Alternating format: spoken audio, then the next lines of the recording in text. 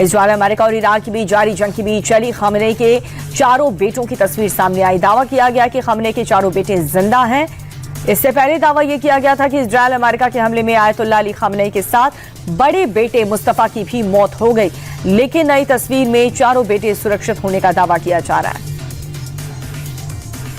America, Israel और Iran के बीच जारी जंग और भीषण हो गई। दोनों तरफ से जबरदस्त हमले किए जा रहे हैं। इजराइल के हमले का ईरान जोरदार तरीके से पलटवार कर रहा है। ईरान के इस्लामिक रेवोल्यूशनरी गार्ड कोर ने खाड़ी देशों और इजराइल को निशाना बनाकर के बैलिस्टिक मिसाइल लॉन्च की। IRGC ने इसका एक वीडियो जारी किया। इन हमलों के जरिए तेहरान दुनिया को अपने हथियारों की ताकत दिखा रहा है। मिडिल ईस्ट में जारी भीषण जंग के बीच सऊदी अरब के रक्षा मंत्री प्रिंस खालिद बिन सलमान ने पाकिस्तान के सेना प्रमुख आसिम मुनीर से मुलाकात की। रियाद में हुई इस हाई लेवल मीटिंग में ईरानी हमलों पर चर्चा हुई। दोनों देशों के बीच द्विपक्षीय संबंधों को और मजबूत करने और क्षेत्रीय सुरक्षा चुनौतियों पर भी विस्तार से बातचीत हुई। सऊदी ने पाकिस्तान को दोनों देश में हुए रक्षा समझौते को भी याद दिलाया, साथ ही पाकिस्तान से जरूरी कदम उठाने के लिए कहा।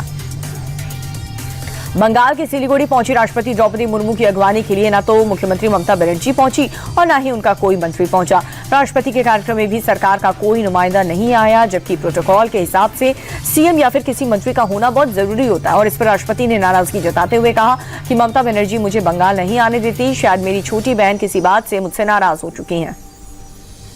SIR के खिलाफ ममता बनर्जी दूसरे दिन भी कोलकाता में धरने पर बैठी हुई नजर आई। कल पूरी रात ममता बनर्जी टेंट में ही रही।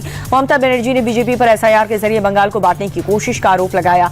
ममता का कहना यह है कि चुनाव आयोग बीजेपी के इशारे पर काम कर रहा है और साजिश के तहत बंगाली मानुष का नाम वोटर लिस्ट से हटाया जा रहा है। ममता ने LPG गैस के दाम बढ़ाने पर भी केंद्र सरकार को घेरा है। अमित शाह ने कांग्रेस और उसके सहयोगी दलों पर तुष्टीकरण की राजनीति करने का आरोप लगाया। हरिद्वार पहुंचे अमित शाह ने कहा कि कांग्रेस की पूरी ऊर्जा घुसपैठियों को बचाने में लगी हुई है। राहुल बाबा को जितना विरोध करना है कर ले, लेकिन हम चुन चुनकर घुसपैठियों को देश से निकालेंगे। अमित शाह ने कहा कि SIR वोटर लिस्ट का शुद्धिकरण है, लेकिन विपक्ष इस पर भ्रम फैलाने का काम कर रहा है। नीतीश कुमार के राज्यसभा जाने पर विपक्ष हमलावर है। RJD नेता राबड़ी देवी ने कहा कि नीतीश कुमार की बुद्धि भ्रष्ट हो चुकी है। बीजेपी उन्हें बिहार से भगा रही है, उन्हें बिहार की नहीं छोड़ना चाहिए। नीतीश कुमार के बेटे निशांत कुमार की ऑफिशियल पॉलिटिकल एंट्री कल होने वाली है। आज सुबह JDU के कार्यकारी अध्यक्ष संजय झा के घर पर निशांत के पार्टी के सीनियर और युवा नेताओं के साथ मीटिंग हुई। पार्टी की आगे की रणनीति को लेकर के विस्तार से चर्चा हुई और कल नीतीश ने विधायक सांसदों के साथ बैठक की थी। इसी मीटिंग में तय हो गया था कि 8 मार्च यानी कि कल निशांत को पार्टी में शामिल किया जाएगा। महंगाई और विदेश नीति को लेकर के समाजवादी पार्टी के प्रमुख अखिलेश यादव ने केंद्र सरकार को निशाना बनाया। लखनऊ में प्रेस कॉन्फ्रेंस करके अखिलेश ने बीजेपी सरकार पर लगातार महंगाई बढ़ाने का आरोप लगाया। उन्होंने कहा कि महंगाई तभी घटेगी जब बीजेपी सत्ता से बाहर जाएगी। वहीं विदेश नीति पर सपा प्रमुख बोले, अब भारत की विदेश नीति भी विदेश के लोग तय कर रहे हैं। बता दें कि अखिलेश का ये बयान भारत को रूस से तेल खरीदने के लिए अमेरिका की इजाजत देने के बाद आया है।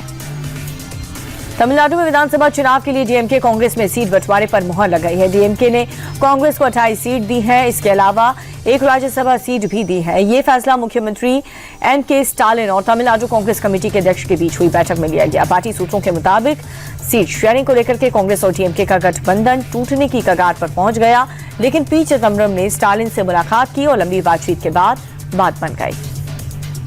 उत्तर प्रदेश के बरेली में बाबा का बुलडोजर जमकर गिरा। प्रेमनगर इलाके में गांजा अवैध कब्जे पर कहर बनकर टूट रहा है। इस दौरान मौके पर मौजूद भीड़ की प्रशासन से झड़प हुई, लेकिन बुलडोजर का एक्शन चलता रहा। 60 दुकानों को नोटिस देने के बाद प्रशासन ने अवैध तरीके से बनाई गई रैंप को ध्वस्त कर दिया और इसे सड़क चौड़ीकरण के अभियान में तेजी आएगी। राजस्थान के टोंक में मामूली बात को लेकर के पत्थर चल गए हैं। विशेष समुदाय के 3 से 4 युवक लड़ते लड़ते दूसरे मोहल्ले में घुस गए, जिस पर स्थानीय लोगों ने उन्हें रोकने की कोशिश की, लेकिन उत्पात मचाने वाले युवक ने समझाने वालों को निशाना बना दिया। दूसरे मोहल्ले के घर पर जमकर के ईंट पत्थर चलाए। इससे इलाके में तनाव की स्थिति है। मौके पर पहुंची फोर्स ने हालात को कंट्रोल किया। मिडिल ईस्ट में जंग चढ़ी और पाकिस्तानी तेल के लिए छाती पीट रहा है। ईरान की वजह से पाकिस्तान में तेल का अकाल पड़ चुका। 1 लीटर पेट्रोल का भाव 300 रुपए के पार हो चुका है और वो भी पाकिस्तानी रुपए। तो जरा सोचिए इसका भारत में भाव क्या होगा। जरा सुनिए रोते भी लगते पाकिस्तानियों के शहबाज सरकार को कैसे कोस रहे हैं। ये तो तूफान मच जाना यहाँ गरीब आदमी के लिए। गवर्नमेंट हमारी इतनी स्ट्रांग हो कि यार इन चीज़ों का तो मुकाबला करें ना।